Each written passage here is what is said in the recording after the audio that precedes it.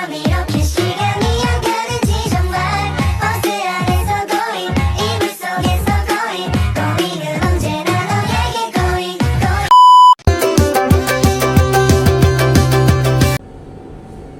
Assalamualaikum warahmatullahi wabarakatuh.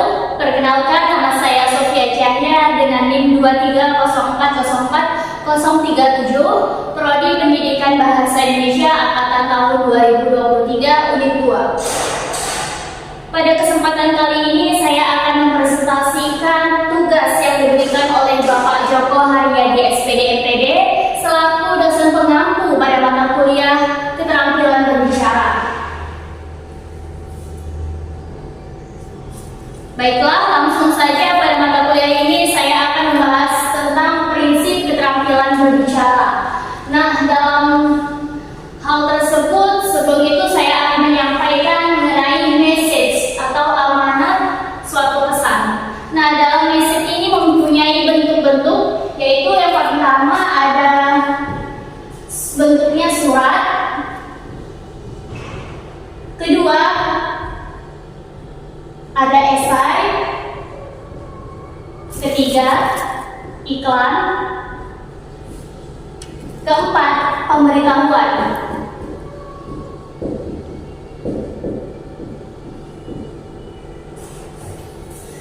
Nah, surat merupakan sesuatu yang ditulis secara tertulis melalui bentuk tulisan.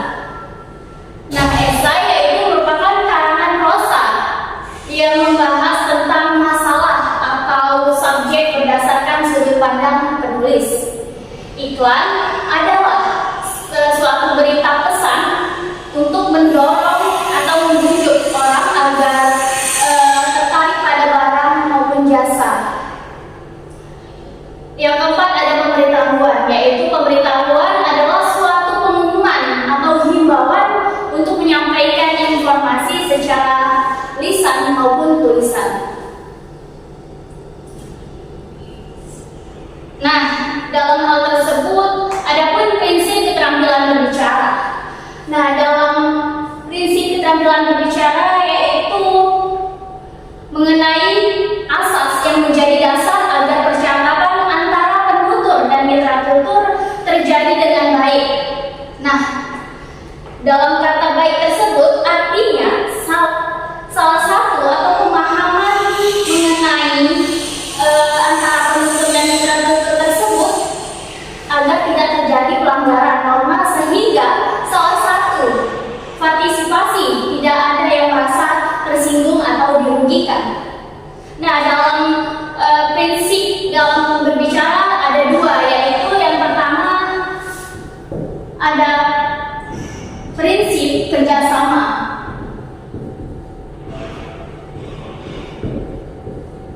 Yang kedua ada prinsip kesantunan.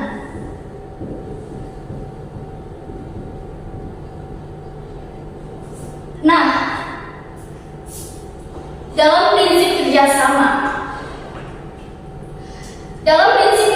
dapat diartikan suatu bentuk kesepakatan dalam bentuk komunikasi antara penutur dan mitra tutur yang bertujuan agar tidak terjadi kesalahpahaman.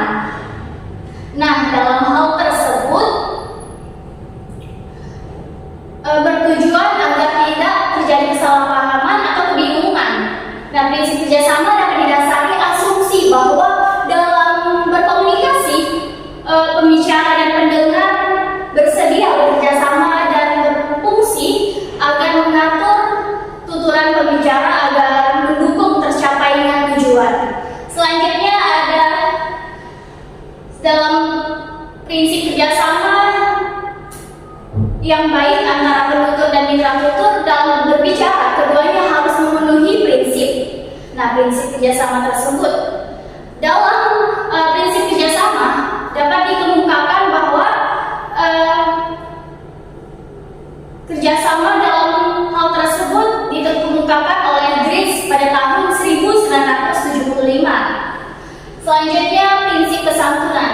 Nah, menurut Dries pada tahun 1993 halaman 127, prinsip kesantunan merupakan prinsip keramahan hubungan. Nah, karena hanya dengan hubungan tersebutlah kita dapat mengharapkan bahwa peserta lain juga ikut bekerja sama gitu.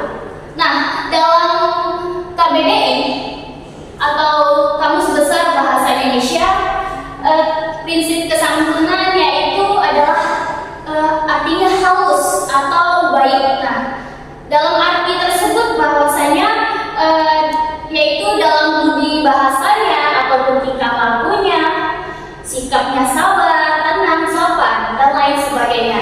Nah, jadi dalam santunan berbahasa tercermin dalam tata cara berkomunikasi lewat tanda verbal ataupun tata cara berbahasa. Baiklah, mungkin inilah presentasi yang dapat saya sampaikan.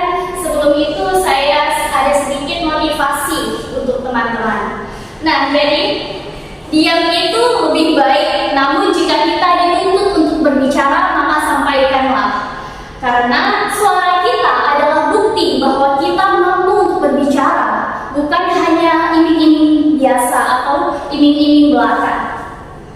Terima kasih.